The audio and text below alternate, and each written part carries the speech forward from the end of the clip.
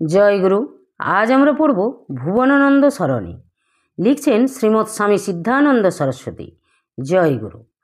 আমাদের মাঝে আর ভুবনদা নাই, এ কথা স্মরণ করিতেও প্রাণে বেদনা জাগে, চোখ জলে ভরিয়া আসে।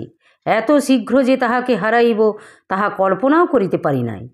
শ্রী শ্রী ঠাকুরের প্রিয়তম পার্ষদ সেবক, অক্লান্ত কর্মী, অসাধ্য সাধক ভুবন মহারাজ সারস্বত সংঘান্তর্গত ভক্তমাত্রের নিকট সুপরিচিত। যাহারাই তাহার সংস্পর্শে আসিয়াছেন তাহারাই তাহার আপন করা দরদি হৃদয়ের পরিচয় পাইয়া মুগ্ধ হইয়াছেন। সেবকের মনোভাব ছিল তাহার সহজাত। 1324 সালের আশ্বিন মাসে মাত্র 19 বৎসর বয়সে সুখের সংসার ত্যাগ করিয়া তিনি আসামবঙ্গীয় সারস্বত মঠের সেবকরূপে যোগদান করেন এবং শ্রী শ্রী ঠাকুরের চরণে আপনাকে বিকাইয়া দেন। তাহার দেহ মন প্রাণ উৎসর্গীকৃত হয় শ্রী শ্রী ঠাকুরের সেবায়। শ্রী শ্রী ঠাকুরের পার্ষদ সেবকরূপে সারস্বত মঠে তিনি অনন্য স্থান অধিকার করেন। আপন সুখ বলি দিয়া, নিজের মান অপমান তুচ্ছ করিয়া, আপন ভুলিয়া তিনি ঠাকুরের সেবায় নিরত থাকেন। ভক্তদের ভক্তির অত্যাচারের হাত হইতে ঠাকুরকে রক্ষা করার জন্য স্থল বিশেষে তাহাকে অত্যন্ত কঠোর হইতে হইয়াছে। এজন্য ভক্তদের নিকট হইতে তাহাকে কম কটূক্তি শুনিতে হয় নাই। তৎসত্ত্বেও তিনি সুদৃঢ় মনোভাব লইয়া নিষ্ঠার সহিত স্বীয় কর্তব্য সাধন করিয়া গিয়াছেন, নির্বিকার চিত্তে ঠাকুরের দক্ষিণ মুখের পানে চাহিয়া। ঠাকুরও যেন অবোধ বালকের মতো ভুবনের কাছে আত্মসমর্পণ করিয়া দিয়াছিলেন, নিজের সুখ স্বাচ্ছন্দ্য বিধানের ভার তাহার উপর ছাড়িয়া দিয়া। যখনই বাহিরে যাইবার প্রয়োজন হইত তখনই ভুবনের ডাক পড়িত তাহার সঙ্গে যাইবার জন্য। ভুবন সঙ্গে থাকিলে ঠাকুর নিশ্চিন্ত, পিতার সঙ্গ পাইয়া বালক যেমন নিশ্চিন্ত হয়। একবার বগুড়া হইতে আমরা আসিতেছি কুচবিহার অভিমুখে ঠাকুরকে লইয়া, সঙ্গে সেবক ভুবনদা। লালমনিরহাট স্টেশনে বেলা 12টার সময় গাড়ি আসিয়া থামিল। ঠাকুরকে নামাইয়া প্রথম শ্রেণীর বিশ্রাম কক্ষে লওয়া হইল। বিকাল 3টায় কুচবিহারের গাড়ি ছাড়িবে। শীতকাল, ঠাকুরের একটু সর্দিও হইয়াছে। ঠাকুর ভুবনদাকে ডাকিয়া বলিলেন, ভুবন, গরম জল পেলে স্নান করে নিতাম, কিন্তু এখানে গরম জল পাবি কোথায়? ভুবনদা বলিলেন, ঠাকুর, আপনি এর জন্য চিন্তা করবেন না, আমি এখনই তার ব্যবস্থা করে দিচ্ছি। আমরা ভাবিয়া কুল পাইলাম না ভুবনদা এই লালমনিরহাট স্টেশনে কেমন করিয়া গরম জল সংগ্রহ করিবেন। সঙ্গে সঙ্গে দেখা গেল একটা মালগাড়ি গীতালদহের দিক হইতে আসিয়া লালমনিরহাট স্টেশনে প্রবেশ করিতেছে। ইত্যবসরে ভুবনদা খাবারের দোকান হইতে 2টা বালতি 2 আনা দিয়া ভাড়া করিয়া ছুটিয়া চলিলেন মালগাড়ির ইঞ্জিনের অভিমুখে। ইঞ্জিন থামিল। তিনি ড্রাইভারকে ডাকিয়া বলিলেন, ড্রাইভার সাহেব, 2 বালতি গরম পানি দে দিজিয়ে তো। অমনি ড্রাইভার সাহেব বিনা প্রতিবাদে কল টিপিয়া দিলেন। নিচে গরম জল পড়িতে লাগিল। ভুবনদা বালতি ধরিলেন। 2 মিনিটের মধ্যে 2 বালতি জল ভর্তি হইয়া গেল। তিনি 2 হাতে গরম জল ভর্তি 2 বালতি লইয়া বীর বিক্রমে ছুটিয়া চলিলেন প্রথম শ্রেণীর বিশ্রাম কক্ষাভিমুখে। সেই জল দিয়া ঠাকুরকে স্নান করাইয়া দোকানদারকে বালতি ফিরাইয়া দিয়া আসিলেন। আমরা তাহার এই প্রত্যুৎপন্নমতির পরিচয় পাইয়া অবাক হইয়া গেলাম। ঠাকুরের সুখ স্বাচ্ছন্দ্য বিধানের জন্য তিনি এইভাবে তাহার সমস্ত বৃত্তিকে নিয়োজিত করিয়াছিলেন। প্রারব্ধ কর্মফলে ভ্রান্তমতি হইয়া একবার তিনি এবং তাহার বন্ধু হরিদাস সাধন ভজন করিয়া সত্যলাভের জন্য মঠাশ্রম ছাড়িয়া কাশী চলিয়া যান এবং গুরুবন্তর গ্রহণে উদ্যুক্ত হন এবং সে গুরু স্ত্রী জাতিয়া। শ্রী শ্রী ঠাকুর এই সংবাদ পাইয়া প্রাণীর আবেগে তাহাকে একখানা পত্র লেখেন। তাহার অংশবিশেষ যথা শাস্ত্র পুরাণ দেশ বিদেশের ইতিহাসে কত অবতার মহাপুরুষের সদ্গুরুর কথা আছে, কিন্তু স্ত্রী গুরুর সংবাদ কেহ জানে না। নির্বিকল্প সমাধি হইতে বুত্থান না হইলে কেহ সদ্গুরু হইতে পারে না। মেয়েরা সেবিকা ও প্রেমিকা রূপেই পূজনীয়া, নির্বিকল্পে তাহার অধিকার নাই। তাই স্বয়ং জগজ্জননী নিজে গুরু না হইয়া জগৎগুরুর দাসিত্ব স্বীকার করিয়া বরণীয়া ও মোহনীয়া হইয়াছেন। আমাকে ভারতে সদ্গুরু মাত্রেই নিশ্চয়ই চিনিবে, কাজেই অন্য সদ্গুরুর আশ্রয় লইলেই তোমাদের সাধন ভজনের অহংকার চূর্ণ হইবে, নিজের ভ্রম বুঝিতে পারিবে। আমি আজ দম্ভ করিয়া বলিতেছি, আমার কৃপা ভিন্ন এই জন্মে তোমাদের গত্যন্তর নাই। ভগবান কৃপা করিবার জন্য তোমাদের ভার আমার অন্তরে নিহিত করিয়াছেন। এ কথা যদি মিথ্যা হয়, তোমরা যদি অন্যের কৃপায় সিদ্ধি লাভ করিয়া ফিরিয়া আসো, আমি তোমাদের কাঁধে করিয়া নাচিব। আর যদি নিজের ভ্রম বুঝিয়া আমার জীবিতকালে ফিরিয়া আসিয়া শরণ লও, তাহা হইলেও পূর্বের মতো আদরে স্নেহে আশ্রয় দিব। আমি তোমাদের অপেক্ষায় থাকিলাম, যেন কোনো ভণ্ড গুরুর হাতে পড়িয়া জীবনটা পণ্ড না হয়। সত্য পথে থাকিলে আমি নিশ্চয়ই তোমাদের রক্ষা করিব। আমি জানি একদিন আবার আমার কাছে ফিরিয়া আসিতেই হইবে, আমার জন্য কাঁদিতেই হইবে। আজ প্রকৃত বিদায় হলাম, আর চিঠিপত্রে সম্বন্ধ রাখিব না। শেষ কথা, তোমাদের ব্যবহারে যেন আমি অশান্তি পাই না, কিংবা আশ্রমগুলির কোনো ক্ষতি না হয়। আমি সর্বদা স্নেহের সহিত তোমাদের স্মরণ করিব। এই স্নেহপ্রবণ উদার হৃদয় বিরাট পুরুষের শুভানুধ্যানে অচিরকাল মধ্যে তাহার মোহভ্রান্তি বিদূরিত হয়। তিনি পুনরায় ছুটিয়া আসেন শ্রী শ্রী ঠাকুরের শ্রীচরণ তলে। শ্রী শ্রী ঠাকুরও আবার তাহাকে সস্নেহে আপন বক্ষে টানিয়া লন। সেই দিন হইতে জীবনের শেষ মুহূর্ত পর্যন্ত তিনি শ্রী শ্রী ঠাকুরের প্রত্যক্ষ ও পরোক্ষ সেবায় আত্মনিয়োগ করিয়া গিয়াছেন। 1342 সালের কার্তিক মাসে শ্রী শ্রী ঠাকুর যখন পুরীতে অসুস্থ, ভুবনদা তখন বাহিরে সংঘ পরিভ্রমণে ব্যাপৃত। ঠাকুর আলিপুর দুয়ারের ঠিকানায় তাহাকে পত্র দিয়া জানাইলেন, তুমি যেখানেই থাকো কলিকাতা চলিয়া আইসো। আমি শীঘ্রই কলিকাতা যাইতেছি চিকিৎসিত হইবার জন্য। তুমি সব সময় আমার পাশে পাশে থাকিবে। শ্রী শ্রী ঠাকুরের ওই পত্র পাইয়াই তিনি কলিকাতা ছুটিয়া আসেন। শ্রী শ্রী ঠাকুরের নির্দেশে ঘুরিয়া ঘুরিয়া উপযুক্ত বাড়ি ঠিক করেন। শ্রী শ্রী ঠাকুরকে তথায় লইয়া আসেন। শেষ মুহূর্ত পর্যন্ত প্রাণ ঢালিয়া তাহার সেবা করেন। তাহার অঙ্গে নিজ অঙ্গ হেলাইয়া দিয়া শ্রী শ্রী ঠাকুর মহাসমাধিতে মগ্ন হন। অদ্ভুত কর্মী এই ভুবনানন্দের কর্মকুশলতার পরিচয় শুধু কেন্দ্রীয় মঠই পায় নাই, পাইয়াছে প্রতিটি বিভাগীয় এবং শাখা আশ্রম। প্রতিটি আশ্রমই তাহার নিকট ঋণী। প্রতিটি আশ্রমে পড়িয়া রহিয়াছে তাহার কর্মের স্বাক্ষর, অমর অবদান। জড়িত রহিয়াছে প্রতিটি আশ্রমের সহিত তাহার নিবিড় স্মৃতি। মধ্য বাংলা, পূর্ব বাংলা, উত্তর বাংলা, পশ্চিম বাংলা, দক্ষিণ বাংলার তো কথাই নাই। পরবর্তীকালে প্রতিষ্ঠিত জলপাইগুড়ি আশ্রম ও নিগমনগর আশ্রমের জন্য তিনি যেরূপ খাটিয়াছেন তাহার তুলনা মিলে না। নিগমনগর আশ্রমের সম্মুখবর্তী উন্মুক্ত ভূমিতে বিদ্যালয় গৃহ নির্মাণে এবং ওই জমি সরকারি খাস হইতে মুক্ত করিয়া আশ্রমের নামে দানপত্র রেজিস্ট্রিকরণে তিনি যে কায়িক, বাহ্যিক ও মানসিক শ্রমদান করিয়াছেন তাহা চিরস্মরণীয় হইয়া থাকিবে। জলপাইগুড়ি আশ্রমের মন্দিরাদি নির্মাণেও তাহার দান অপরিসীম। 1375 সালে জলপাইগুড়ি জেলার প্রলয়ঙ্করী বন্যার সময় জলপাইগুড়ি আশ্রম যখন বন্যা কবলিত, সমগ্র বিশ্বের সঙ্গে যখন তাহার যোগাযোগ বিচ্ছিন্ন, সেই অবস্থায় তিনি নিজ প্রাণ তুচ্ছ করিয়া দেবদূতের মতো এই আশ্রমে আসিয়া জলমগ্ন ও বিপন্ন আশ্রমবাসীর প্রাণে সাহসের সঞ্চার করেন। এই আশ্রমে সেবা কেন্দ্র খুলিয়া নিজ হাতে রন্ধন করিয়া চতুষ্পার্শ্ববর্তী অনাহার ক্লিষ্ট নরনারীর মুখে অন্ন তুলিয়া দেন। হালিশহর আশ্রম এবং হালিশহর স্থিত সারস্বত মঠের প্রচার বিভাগ তাহার নিকট বিশেষভাবে ঋণী। শ্রী শ্রী ঠাকুরের অসম্পূর্ণ সমাধি মন্দিরকে সর্বাঙ্গ সুন্দর করিয়া সম্পূর্ণ করিবার কৃতিত্ব তাহার।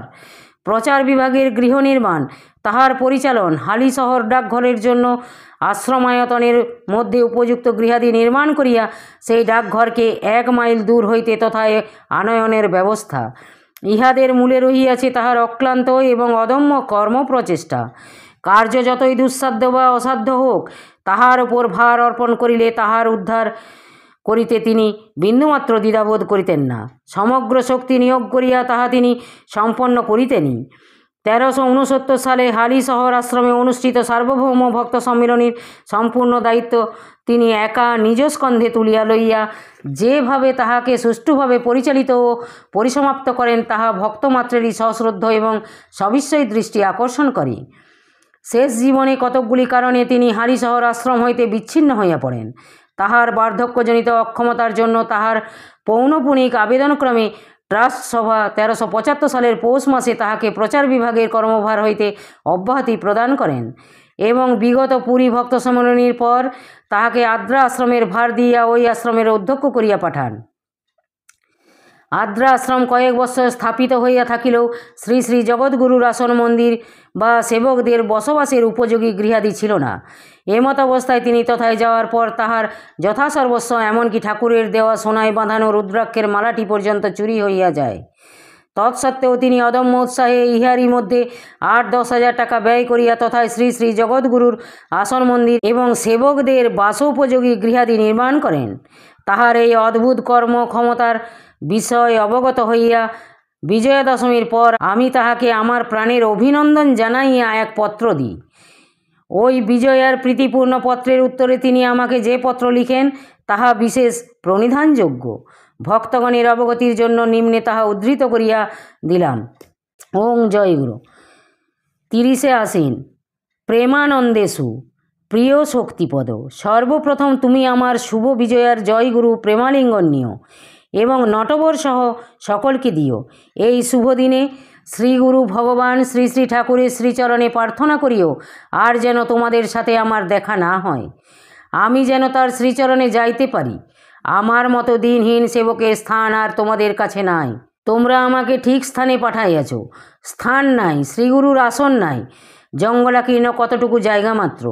আজ 8 মাস গত হইল, শ্রী শ্রী ঠাকুর যাহা করাইতেছেন তাহাই আমি করিতে বাধ্য হইয়াছি। থাকার জায়গা নাই, যাহার জন্য অত বড় চুরি হইয়া গেল। প্রায় 6-7 হাজার টাকার মতো চুরি হইয়াছে। যাক, সবই তো শ্রীগুরুর ইচ্ছা। এই 8 মাসে একখানা থাকার ঘর এবং শ্রীগুরু ব্রহ্মের আসন ইত্যাদি আরও অনেক শ্রীগুরু তৈয়ার করিয়া দিয়াছেন। তার কাজ তিনিই করিতেছেন। প্রায় 8-10 হাজার টাকার মতো খরচ হইয়া গিয়াছে। আমার শক্তি বলিতে কিছুই নাই, তবে শ্রীগুরুর ইচ্ছায় আমাকে যাহা করাইতেছেন তাহাই করিতে বাধ্য হইতেছি। তোমাদের কি বলিয়া সম্বোধন করিব তাহার ভাষাও আমি খুঁজিয়া পাই নাই, কারণ কোনো কথাই তোমাদের সম্মান নিচু হইবে, সেই জন্য নীরব থাকিতে বাধ্য। তবে তুমি নিজে পত্র দাও, সেই জন্য আমিও অনিচ্ছায় পত্র দিতে বাধ্য হই। তোমাকে একটি অনুরোধ জানাই, মহান্ত মহারাজকেও আমার অনুরোধ জানানো হইয়াছে। আগামী বছর এই আশ্রমে ভক্ত সম্মেলনী হয় এবং আমাকে তোমাদের সেবার সুযোগ দিতে পারো, তাহার জন্যই তোমাকে বিশেষ অনুরোধ করিতেছি। বোধ হয় এই সম্মেলনী আমার জীবনের শেষ পর্যায়ে পড়িবে। তুমি যদি এই নতুন আশ্রমের জন্য একটু চেষ্টা করো, তবেই বোধ হয় আমার প্রাণের আকাঙ্ক্ষা পূরণ হইতে পারে। আশা করি তোমাদের কোনোই অসুবিধা হইবে না আমি থাকিলে। অত্র মঙ্গল। ইতি। পুনঃ আমার আশ্রম নয়, শ্রী শ্রী ঠাকুরের আশ্রম। আমি একজন সাধারণ সেবক মাত্র। পত্রে নাম স্বাক্ষর নাই, কিন্তু অক্ষর তাহার। পত্রের ছত্রে ছত্রে তাহার মর্মবেদনা ফুটিয়া উঠিয়াছে। তিনি যে শেষ জীবনে হালিশহর আশ্রমে থাকিতে পারেন নাই, ইহাই তাহার মর্মবেদনার হেতু। তাহার প্রাণগত ইচ্ছা ছিল তিনি চিরদিন হালিশহর আশ্রমের সহিত সংযুক্ত থাকিয়া সেইখানে তাহার দেহপাত করেন, কিন্তু নিয়তি তাহাকে হালিশহর আশ্রম হইতে বিচ্ছিন্ন করিয়া অন্যত্র কর্মক্ষেত্রে টানিয়া লইয়া গেল। আমি পত্রোত্তরে তাহাকে জানাইলাম, তুমি এত ক্ষোভ করিতেছ কেন? সবই তো শ্রী শ্রী ঠাকুরের ইচ্ছায় সম্পাদিত হয়। তাহার মঙ্গল ইচ্ছা ব্যতীত গাছের পাতাটিও নড়ে না, চোখের পলকটিও পড়ে না। তিনি কৌশল করিয়া তোমাকে আদ্রা আশ্রমে লইয়া গিয়াছেন। সেই জঙ্গলাকীর্ণ পতিত স্থানকে উদ্ধার করিবার ক্ষমতা আমাদের সমগ্র প্রতিষ্ঠানের মধ্যে একমাত্র তুমি ছাড়া আর কার ছিল বলো? আমরা তো তাহার হাতের যন্ত্র মাত্র। তিনি যেমন নাচাইতেছেন তেমনি নাচিতেছি, যেমন বলাইতেছেন তেমনি বলিতেছি, যেমন করাইতেছেন তেমনি করিতেছি। আমাদের স্বতন্ত্র কর্তৃত্ব কোথায়? তোমাকে সদূরে প্রেরণের মূলে তো তিনি। কাজেই আমাদের ওপর রাগ বা অভিমান করা তোমার সাজে না। একই পত্রে তোমার 2 প্রকার প্রার্থনা। প্রথম প্রার্থনা, আর যেন আমাদের সঙ্গে তোমার দেখা না হয়। তুমি তাহার পূর্বেই শ্রী শ্রী ঠাকুরের শ্রীচরণতলে চলিয়া যাইতে চাও। দ্বিতীয় প্রার্থনা, আগামী ভক্ত সম্মিলনী তুমি আদ্রা আশ্রমে ডাকিতে চাও এবং প্রাণ ভরিয়া আমাদের সকলের সেবা করিতে চাও। কিন্তু তাহা করিতে হইলে তো তোমাকে জলপাইগুড়ি আশ্রমে আসিতে হইবে, সম্মিলনী ডাকিয়া লইতে হইবে, সেখানেও আমাদের সঙ্গে দেখা হইবে। আবার পরবর্তী সম্মিলনীতেও তাই। ঠাকুর একই সঙ্গে তোমার 2 রকম প্রার্থনা পূরণ করিবেন কি করিয়া? যাহা হোক, যাহাতে আগামী সন আদ্রা আশ্রমে সম্মিলনী আহুত হইতে পারে, তাহার জন্য আমি আপ্রাণ চেষ্টা করিব। তুমি দ্বিধাহীন চিত্তে সম্মিলনীর কয়েকদিন পূর্বেই জলপাইগুড়ি আশ্রমে চলিয়া আসিও। এই পত্রের উত্তর আর পায় নাই। তিনি সম্মিলনীতে আসিবেন এই দৃঢ় বিশ্বাসে আমরা জলপাইগুড়ি আশ্রমের পুরাতন আসন মন্দিরের মণিকোঠায় তাহার আসন নির্দিষ্ট করিয়া রাখিলাম। শ্রী শ্রী ঠাকুরের পার্ষদ সেবকের উপযুক্ত মর্যাদা দিতে হইবে তো। হঠাৎ কুলটি হইতে নির্গুণানন্দজির পত্র পাইলাম। গত 2/8/77 বুধবার রাত্রি 11:45 আদ্রা হাসপাতালে ভুবন মহারাজ দেহ রক্ষা করিয়াছেন। গতকল্য শুক্রবার বৈকাল 4 ঘটিকায় তাহার দেহ সমাহিত করা হইয়াছে। এই পত্র পাইয়া স্তম্ভিত হইলাম। এও কি সম্ভব? এ যে ইন্দ্রপাত তুল্য, যেমন আকস্মিক তেমনি বেদনাদায়ক। ভুবনদার ইহজগতে নাই, তিনি আমাদিগকে চিরতরে ছাড়িয়া বাঞ্ছিত ধামে চলিয়া গেছেন। ইহা যে কল্পনারও অতীত, তাহা হইলে ঠাকুর তাহার প্রথম প্রার্থনায় পূর্ণ করিলেন। আমাদের সঙ্গে আর দেখা হইতে না দিয়া তাহার শ্রীচরণ তলে টানিয়া লইলেন। কিন্তু সম্মিলনীর মাত্র 1 মাস 9 দিন পূর্বে কেন? আর কয়েকটা দিন বিলম্ব করিলে কি চলিত না? স্মৃতিপথে জাগিয়া উঠিল স্বয়ং শ্রী শ্রী ঠাকুরের মহাপ্রয়াণের কথা। নিজে পুরী সম্মিলনী ডাকিয়া সে বিষয়ে তত্রত্য ভক্তগণকে উদ্বুদ্ধ করিয়া সম্মিলনীর কার্য বহুদূর অগ্রসর করাইয়া দিয়া সম্মিলনীর মাত্র 27 দিন পূর্বে তিনি মহাপ্রয়াণ করিলেন। নিজের সম্বন্ধে যে ব্যবস্থা, সেই ব্যবস্থা হইল তাহার প্রিয়তম পার্ষদ সেবকের সম্বন্ধেও। তোমার ইচ্ছা পূর্ণ হোক করুণাময় স্বামী। এই কথা বলা ছাড়া আমাদের আর কিছু বলার নাই, করারও নাই। ভুবনদার সঙ্গে প্রথম পরিচয় আমার 50 বৎসর পূর্বে 1327 সালের কার্তিক মাসে কোকিলামুখ সারস্বত মঠে। বয়স তখন তাহার 22 বৎসর। উজ্জ্বল শ্যামবর্ণ, বলিষ্ঠ গঠন, চোখে মুখে কর্মপ্রবণতার ভাস্বর দীপ্তি। আমার বয়স তখন 17। ব্রহ্মচর্য সাধন পুস্তক পড়িয়া সুদূর পুরুলিয়া হইতে ছুটিয়া গিয়াছি কোকিলামুখ মঠে ব্রহ্মচর্য সাধনের আকুল আকাঙ্ক্ষা লইয়া। উপদেশ পাইলাম সেখানে স্বয়ং শ্রী শ্রী ঠাকুরের চিদানন্দ ও শুদ্ধানন্দ স্বামীর এবং বরদা ব্রহ্মচারী ও ভুবন ব্রহ্মচারীর। ভুবনদা আমাকে ছোট ভাইয়ের মতো বরণ করিয়া লইলেন, শুনাইলেন কত মধুর উপদেশ এবং শ্রী শ্রী ঠাকুরের ভ্রমণ কাহিনী। তাহার একটি কথা আজ 50 বৎসর পরেও আমার অন্তরে গাঁথা রহিয়াছে। তিনি সেদিন বলিয়াছিলেন, দেখো ভাই, শরীরটাকে এমনভাবে খাটাতে হবে যাতে সে আর আমাদের কাছে না আসে। আসতে ভয় পায়, বাপ বাপ করে পালায়। অবিশ্রান্ত কর্মযোগের মাধ্যমে বিদেহ মুক্তির সংক্ষিপ্ত পথ নির্বাচনের কি গভীর ব্যঞ্জনাপূর্ণ সহজ সরল উপদেশ! ওই উপদেশ এখনও আমার জীবনকে পরিচালিত করিতেছে, প্রদান করিতেছে অজস্র কর্মোদ্যমের উন্মাদনা। যেদিন কাজ শেষ হইবে সেদিন ঠাকুর আমাদিগকে তাহার শ্রীচরণ তলে টানিয়া লইবেন। আদ্রাশ্রমের মন্দির প্রতিষ্ঠা ভুবন মহারাজের শেষ কাজ। ওই কাজ শেষ হওয়ার সঙ্গে সঙ্গে ঠাকুর তাহাকে তাহার শ্রীচরণ তলে টানিয়া লইলেন। এই বেদনার অবকাশে পরিশেষে স্মৃতিপথে জাগ্রত হইয়া উঠিতেছে শ্রী শ্রী ঠাকুরের স্নেহমাখা মর্মবাণী। তোমাদেরও একে একে আকর্ষণ করিয়া সে আনন্দধামে লইয়া যাইব। আবার একদিন সকলের সঙ্গে সে মহামিলন হইবে। এই আশার বাণী আমাদের সন্তপ্ত হৃদয়ের শান্তি ও সান্ত্বনা। ওং জয় গুরু, জয় গুরু, জয় গুরু। যদি আপনাদের ভালো লেগে থাকে তাহলে চ্যানেলটিকে সাবস্ক্রাইব করে সাথে থাকবেন। জয় গুরু, জয় গুরু।